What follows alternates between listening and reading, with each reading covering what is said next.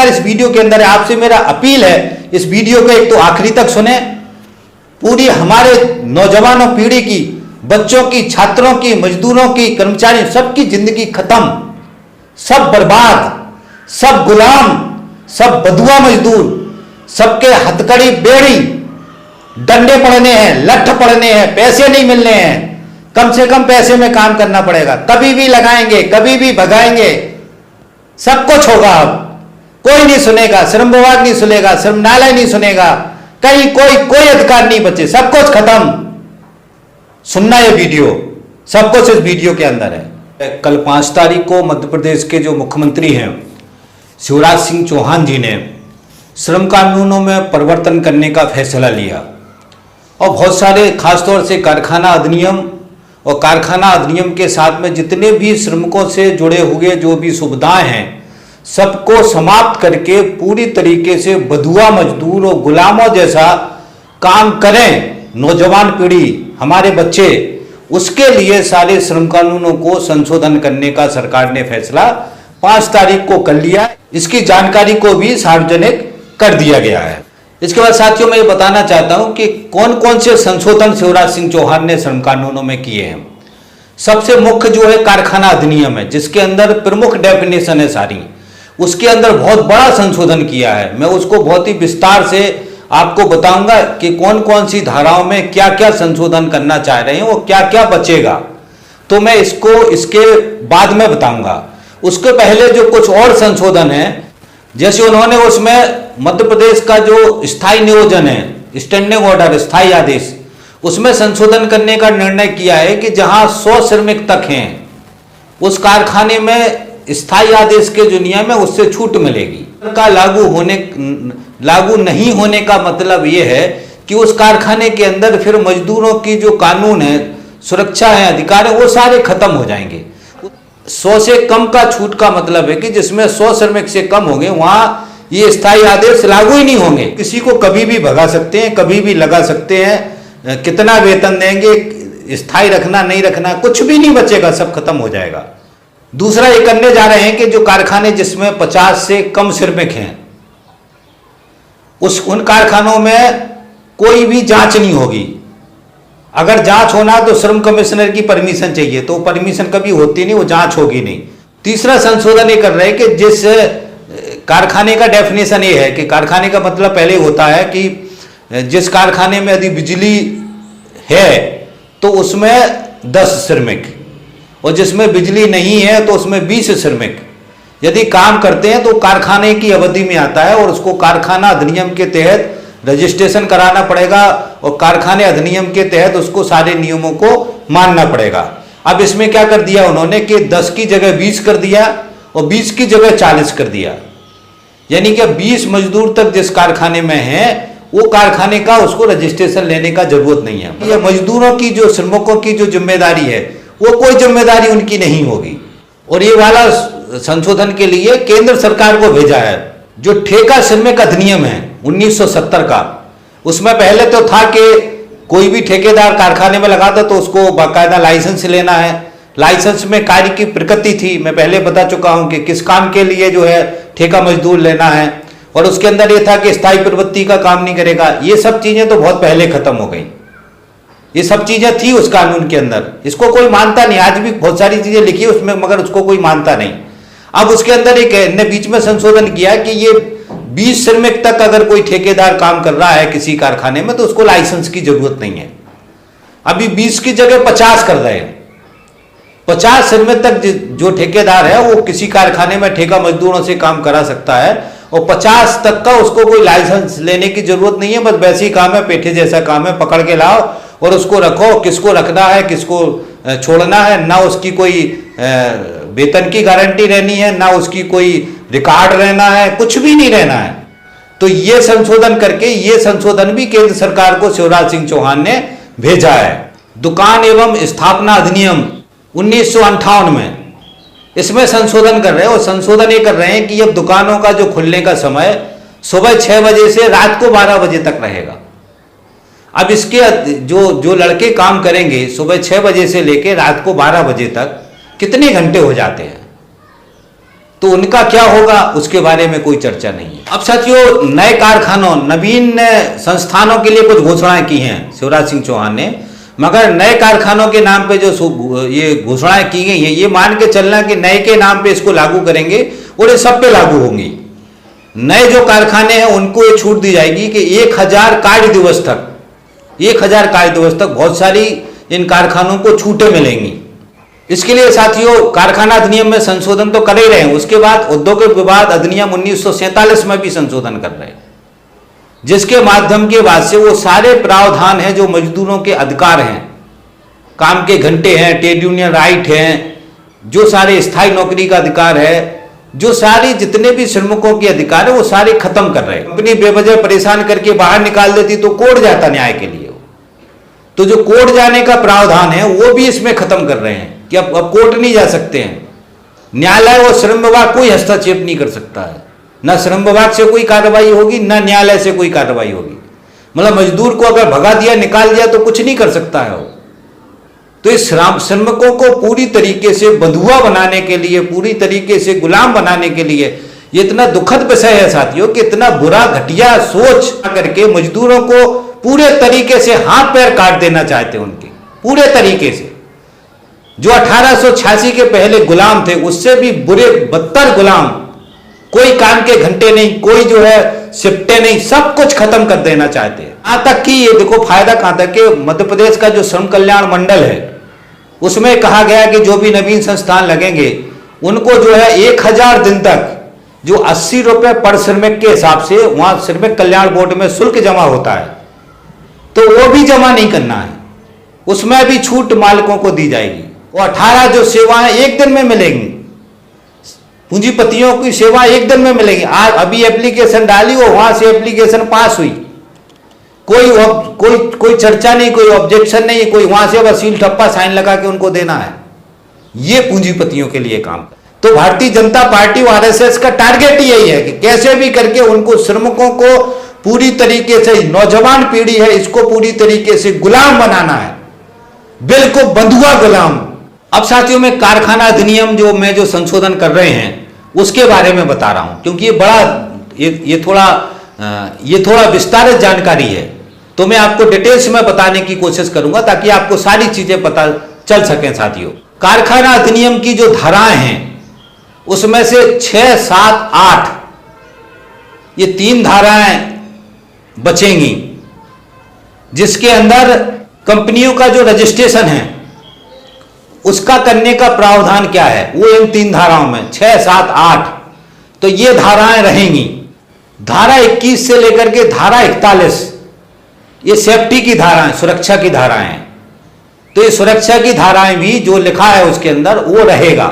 एक 59 धारा है, 59 धारा में ओवर टाइम का है, मगर ओवर टाइम का ये रहेगी, मगर इसका रहने का कोई मतलब नहीं है, क्योंकि काम के घंटे 8 की जगह 12 कर रहे हैं, तो 12 घंटे के बाद जो काम करोगे वो ओवर टाइम कहलाएगा। तो मूर्ख बनाने के लिए ये धारा रहेगी, मगर इस धारा का कोई मतलब नहीं रहेगा साथियों। 67 और 68 2 धाराएं रहेंगी ये, जिसके अंदर बाल मजदूरी से जुड़े विषय हैं। बाल मजदूरी से केवल 2 धाराएं ली, और भी धाराएं हैं, मैं अभी बताऊंगा आपको। तो ये 2 धाराएं रहेंगी, ये कहा है। एक धारा 79, इसके अंदर छुट्टियों का प्रावधान है, EL, CL, SL, बस यही रहेगी। इसके अलावा जो 10 राष्ट्रीय अवकाश हैं बाकी वगैरह वगैरह मैं बताऊंगा, बाकी सब हटा दिया है। एक 88 धारा है, धारा 88, 88, जिसके अंदर साथियों सेफ्टी को लेकर के है। जो एक्सीडेंट हो गया तो उसकी सूचना, दुर्घटनाओं की सूचना, तो उससे जुड़े जो मुद्दे हैं उसमें केवल एक धारा है जो 88 को लिया है, और धाराएं भी इसमें।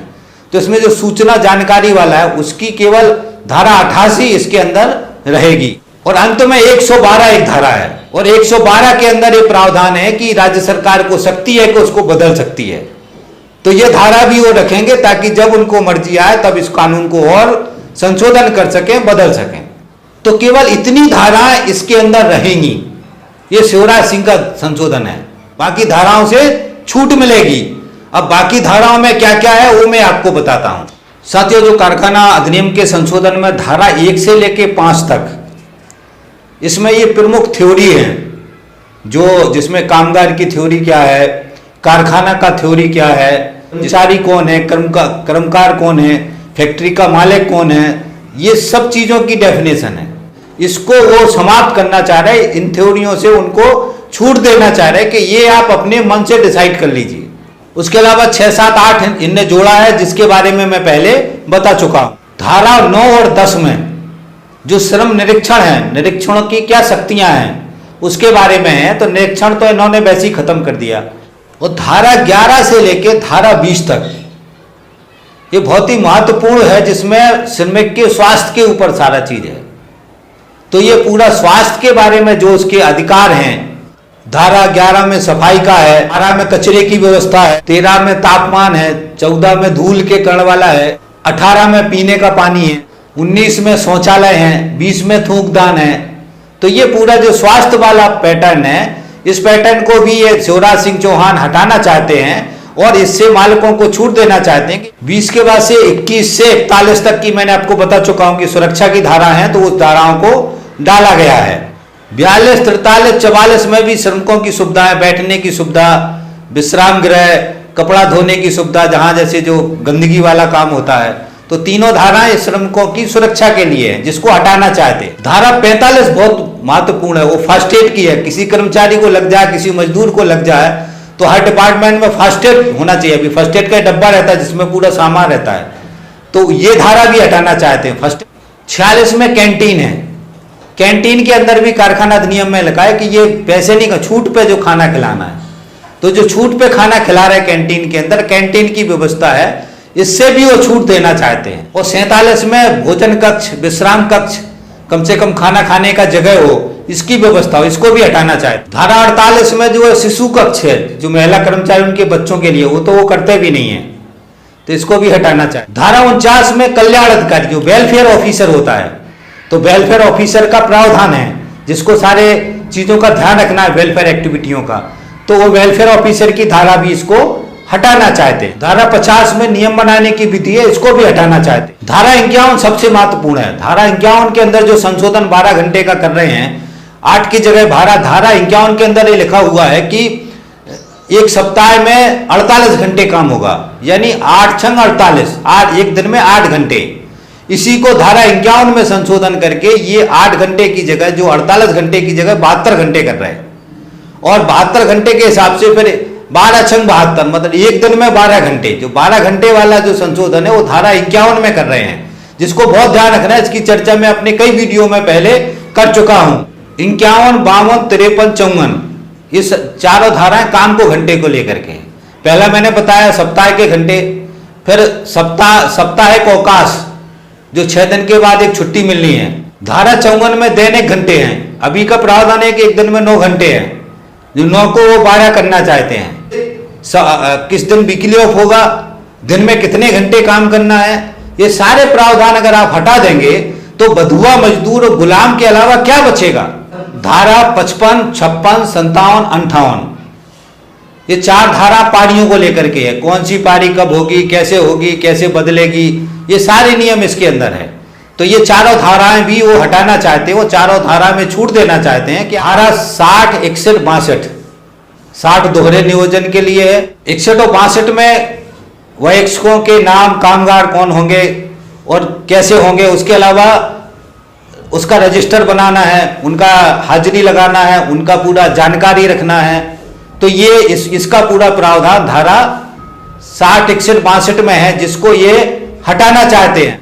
63, 64, 65 और 66 ये जो 4 धाराएं, 66 जो धारा है उसमें स्त्रियों के नियोजन की जो विशेष सुविधाएं हैं उसका विवरण इसके अंदर है, तो ये सारा भी हटा देना चाहते हैं। धारा 67 और धारा 68 के बारे में बता चुका हूं मैं, जोड़ रहे हैं, ये बाल नियोजन से जुड़ी हुई है। केवल 2 धाराएं जोड़ रहे हैं, बस बाकी की छोड़ रहे हैं। धारा 69 से लेकर के धारा 77 तक ये सारी धारा बाल श्रमिक से जुड़ी हुई है। बाल श्रमिकों के अधिकार क्या है, नियम क्या है, कैसे रखना है, कैसे रिकॉर्ड रखना है, सारा कुछ ये बाल श्रमिक से जुड़ा मामला है। तो बाल श्रमिक की सिर्फ 2 धाराएं रख रहे, बाकी की ये सारी धाराओं से छूट देने का प्रावधान कर रहे हैं। धारा 78 में राष्ट्रीय अवकाश वाला है, इसको छोड़ा हुआ है। 79 में मैंने जैसे बताया था कि EL, CL, SL वाला, इसको जोड़ा हुआ है। इसके अलावा की जो है, जो इतनी भी छुट्टी वाले प्रावधान है उनको हटाया हुआ है। इसके आगे साथ ही 88 जोड़ी हुई है जिसमें दुर्घटनाओं की सूचना है। केवल एक ही धारा जोड़ी हुई है, दुर्घटनाओं से जुड़ी हुई बाकी धाराएं इसमें नहीं जोड़ी हैं। 89, 90 और 91 ये तीनों धाराओं में जो दुर्घटना है उसकी जांच कैसे होगी, उसको क्लोज कैसे होगा, सेफ्टी कमेटी कैसे बनेगी, वो सारा जो पूरा प्रावधान है वो उससे भी इसको छूट दे दिया गया है। धारा 92 से लेके धारा 101 तक ये पूरी इंक्वायरी जांच की है, जांच की शक्तियां किस तरीके से जांच होगी, कारखाने में कैसे जांच होगी, किस धारा की जांच होगी, तो ये तो सब हटा दिया है। ये तो हमने घोषित रूप से शिवराज सिंह चौहान के पहले ये तो नरेंद्र मोदी ने 2014 में घोषणा कर दी थी कि जांच वाला कॉन्सेप्ट तो 2014 से बंद है। कोई भी जांच कारखानों में नहीं हो रही, किसी भी तरीके की कोई भी शिकायत करो तो भी जांच नहीं हो रही। कारखाने में लेबर ऑफिसर, लेबर इंस्पेक्टर जा ही नहीं सकते, उनका जाना बंद है 2014 से। ये हमको ध्यान रखना है। तो ये जो सारी धारा है इनको भी हटाने का, इनसे छूट देने का, इनको खत्म करने का उनका योजना है। अब सबसे महत्वपूर्ण बात है साथियों, धारा 102 से 106 तक न्यायालय की शक्तियों का विवरण है।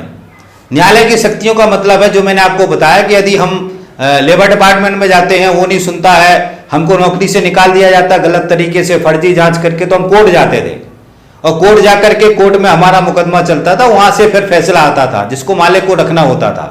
तो ये जो शक्तियां हैं कोर्ट वाली, इसको भी वो डाइल्यूट कर रहे हैं। अब आपकी बात ना श्रम विभाग सुनेगा, ना श्रम विभाग में आप कोई शिकायत दे सकते हैं, ना देने का कोई उसका औचित्य है, क्योंकि जांच ही नहीं कर सकता है, और ना आप कोर्ट जा सकते हैं, कोर्ट भी नहीं जा सकते हैं। तो दोनों तरफ से न्यायालय की जो सारी शक्तियां उसको खत्म कर रहे हैं ताकि मजदूर पूरी तरीके से उसको किसी भी स्तर से कोई सहयोग ना मिले, कोई सहायता ना मिले, ताकि मजबूर होकर गुलामों की तरह काम करने को, गुलामी करने को मजबूर रहे। तो बहुत ही दुखद है। इसलिए न्यायालय की जो भी धाराएं हैं, न्यायालय की जो शक्तियां हैं जो मजदूर को सहयोग करती है उसको खत्म कर रहे हैं साथियों। तो साथ में न्यायालय की अपील है, अपीलें का नियम है कि अगर आप न्यायालय यहां से न्यायालय से फैसला या तो ऊपर के कोर्ट में अपील कर सकते हो, ऊपर जा सकते हो, आगे जा सकते हो, हाई कोर्ट जा सकते हो।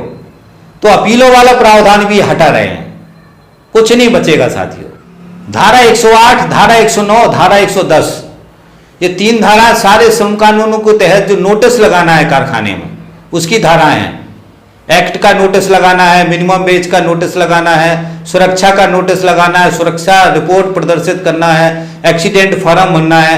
तो ये सारा जो है जो सूचना वाला पार्ट हो तीन धाराओं के अंदर है, और ये तीनों धाराएं जो है हटाने का, तीनों धाराओं से छूट देने का प्रावधान शिवराज सिंह चौहान कर रहा है। धारा 111 में साथियों श्रमिकों के कर्मकारों की बाध्यताएं भी, जिम्मेदारियां भी हैं, और साथ में श्रमिकों के अधिकार भी हैं। महत्वपूर्ण धारा को भी हटा रहे हैं। वो धारा 112 को केवल जोड़ रहे हैं, जिसके अंदर ये नियम है कि राज्य सरकार अपनी शक्तियों का इस्तेमाल करके इसको बदल सकती है। तो ये कानून रख रहे हैं क्योंकि इनको कानून 100 बार बदलने हैं। और साथ ही 113 से लेके 120 तक का जो है केंद्र सरकार की शक्तियां, और उसमें केंद्रीय कर्मचारियों की शक्तियां बहुत सारी, ये सब सरकारी विभागों से रिलेटेड जो शक्तियां वो हैं, ये सारी शक्तियां भी वो हटाना चाहते हैं। ये संशोधन है जो कारखाना अधिनियम के अंदर शिवराज सिंह चौहान ने प्रस्ताव किया है, इसकी सूचना जारी कर दी है, इसकी खबर जारी कर दी है। ये कोरोना को कह करके कर रहा है, शर्म की बात देखो, कोरोना को कह करके कर रहा है। और इसमें समझो कि जो काम के घंटे वाला काम है, पालियों का काम है, पहले तो 8 घंटे की, अब तो उन्होंने पूरे छोड़ दिया कि आपको जैसा करना है वैसे ही करो, सब मालिकों पे छोड़ दिया। तो ये कारखाना अधिनियम जो 1948 में बना था आजादी के पहले, याद करो मेरे वीडियो में बता चुका हूं कि सारे जो नियम है वो आजादी के पहले बने थे। तो आजादी के पहले जो अधिकार हमने पाए थे, ये जो है बीजेपी आरएसएस की सरकारें, ये लोग जो है उन कानूनों को खत्म कर रहे साथियों। कैसी विडंबना है। और दूसरी विडंबना ये देखो कि हमारी कैसी विडंबना है मजदूरों की। हमें कुछ समझ नहीं आ रहा, नौजवानों को कुछ समझ नहीं आ रहा। हिंदू मुसलमान का नशा इतना चढ़ा हमारे ऊपर की जिंदगी के सब सवाल भूल गए। बहुत ही दुखद है साथियों, सब कुछ खत्म हो गया हमारा, जो बचा खुचा है अभी सब खत्म करे दे रहे हैं। कोई कानून मानता नहीं है, कोई श्रम कानूनों को मानता नहीं है, कोई सरकार मानती नहीं है, सब अधिकार खत्म कर दिया। अब श्रम विभाग भी खत्म, श्रम न्यायालय भी खत्म, कारखाने के अंदर की भी सब कानून खत्म, परमानेंट नौकरी भी खत्म। बस गुलामों की तरह, बंधुओं की तरह जैसे काम करते थे 1886 के पहले, वैसे ही काम करना है। 200 साल पीछे फेंक दिया इनने मजदूरों को। अब कैसे करना है, क्या करना है, सोचिए आप। क्या करना चाहिए, कुछ नहीं करना चाहिए, सोचिए आप। अब रोने से, नसीब किस्मत पे रोने से, हिंदू मुसलमान करने से कुछ नहीं होना। ये हिंदू मुसलमान करके हमारा ध्यान भटका करके हमारी जिंदगी को बर्बाद करने का मिशन है जो कर रहे हैं, जो उन्होंने कर दिखाया, कोरोना में भी कर दिखाया है। तो मेरा आपसे गुजारिश है, ये जो जानकारी है, इस जानकारी को देश के हर नौजवान तक, हर मजदूर तक पहुंचाने में सहयोग करें। हमारी जिंदगी को बर्बाद करने हमें होश नहीं है, तो इसको फैलवाने में, ताकि लोग सुने तो पहले, उनके पास खास तौर से भेजें जो बीजेपी आरएसएस के भक्त हैं, बीजेपी के कार्यकर्ता हैं, बीजेपी के कट्टर भक्त हैं, हर हर मोदी, जय जय मोदी कर रहे हैं। जितने मोदी भक्त हैं, शिवराज के भक्त हैं, बीजेपी के भक्त हैं, आरएसएस के भक्त हैं, उनके पास जरूर इस वीडियो को भेजें। उनके बच्चों की भी दुर्दशा ऐसी होने वाली, गुलामों वाली, कोई नहीं बचा सकता है। खूब आप करो हर हर मोदी, जय जय मोदी, खूब हिंदू मुसलमान करो, खूब दंगे कराओ, खूब जो फैलवाओ, खूब चुनाव जीतो, मगर तुम्हारे बच्चों की, तुम्हारी जिंदगी नष्ट है और नष्ट ही रहेगी, इस बात की गारंटी है। आने वाले समय में जो हमारे बच्चे पढ़ रहे हैं, जो यूथ पढ़ रहे हैं, आपके बच्चे पढ़, इनकी जिंदगी नष्ट है, इनकी जिंदगी खत्म है। इसको अच्छी तरीके से समझ लो, देश को बचा लो, अपने बच्चों की जिंदगी को बचा लो, बचा सको तो बचा लो। बस यही अपील है, यही निवेदन है। तो आपसे पुनः अपील कि इस वीडियो को शेयर करवाएं, जानकारी को शेयर करवाएं। इसके खिलाफ अभी आंदोलन होंगे, लड़ना पड़ेगा हमको। जब भी कोई भी आंदोलन हो तो स्वयं आप खुद नेता बन के पूरी मजदूरों को, जनता को इकट्ठा करके सड़क पे निकलना है। जब भी इसका कॉल आएगा, ट्रेड यूनियन ने कॉल पक्का देगी, इसका आंदोलन होगा। जब भी आंदोलन होगा तो लड़ने के लिए खड़ा होना है, ये मानसिकता बनानी है हमको। तो इसी आशा उम्मीद के साथ मैं इस वीडियो में अपनी बात खत्म करता हूं। थैंक यू साथी, धन्यवाद, थैंक्स। मिलते हैं अगले वीडियो।